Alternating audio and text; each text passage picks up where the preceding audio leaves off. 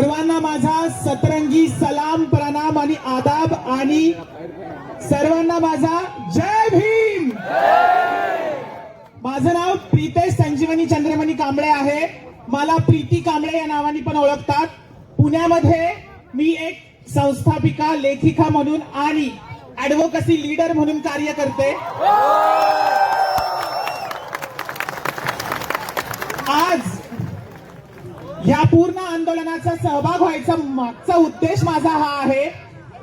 माझ्या पण भरपूर मित्रमैत्रिणींनी नीटची एक्झाम दिली, जे की छुप्या लैंगिकता आहे, ज्याला आपण हिडन सेक्शुअलिटी म्हणतो। अशा व्यक्तींनी पण एक्झाम दिली होती। जवळजवळ तुम्हाला साध्या पॅन्ट शर्ट मध्ये दिसणारे ते आमचेच बंधू भगिनी आहेत। त्या आमच्याच काही लेस्बियन किंवा गे व्यक्तिमत्व आहेत, जे समाजामध्ये छुप्या स्वरूपात वावरतात आहेत। त्यांनी ही एक्झाम दिली होती।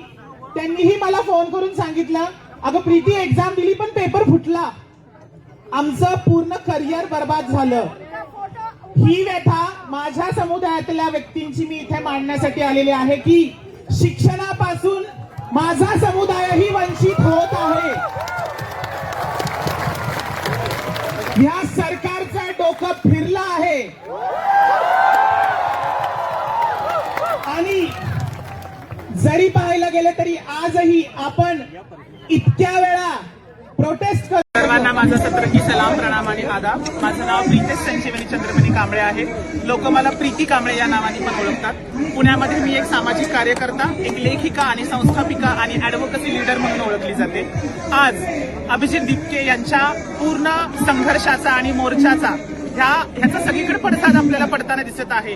आज दिल्लीच्या जंतर मंतरवरती मोर्चा झाला, तसंच आज आपण पुणे युनिव्हर्सिटीमध्ये उभे आहोत। का उभे आहोत तर नीटची एक्झाम ज्या विद्यार्थ्यांनी दिली तो पेपर फुटला आणि मी त्याला सपोर्ट का करत आहे तर ह्याच 22 ते 20 लाख विद्यार्थ्यांमध्ये आमच्या समुदायातले सुद्धा छुप्या लैंगिकता होत्या। छुप्या लैंगिकतांमध्ये LGBTIQA अशा ह्या लैंगिकता ह्या लपलेल्या स्वरूपात विद्यार्थ्यांमध्ये होत्या। त्यांनीही ही एक्झाम दिली होती। त्या विद्यार्थ्यांपैकी काही XYZ माझ्या मित्रमैत्रिणींनी मला फोन करून त्यांनी सांगितलं की आम्हीही ती एक्झाम दिली होती नीटची, पण नीटचा पेपर फुटला आणि आमचं करिअर आता बर्बाद होईल। आता आम्ही करायचं काय?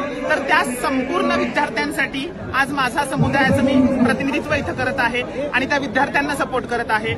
मला सांगायचंय की सरकार झोपलंय, सरकार आमच्या बाबतीतही झोपलंय। तृतीय पंथांबाबतही आणि LGBTIQA समुदायाबाबतही आजही हक्क, कायदा, रोजगार ह्याच्यासाठी आम्ही लढत आहोत आणि लढणार आहोत। पण आज एवढ्या असंख्य जमावाने इथे विद्यार्थी आहेत, त्या विद्यार्थ्यांच्या शिक्षणाचा प्रश्न आहे। तृतीय पंथांच्या शिक्षणाचा प्रश्न तर खूप दूरची गोष्ट आहे, पण हे सरकार झोपलं आहे। त्या सरकारला जागं करणं गरजेचं आहे आणि अशाच अनेक असंख्य लाखो कॉक्रोचेसनी एकत्र येणं गरजेचं आहे। एवढं बोलते मी थांबते। धन्यवाद।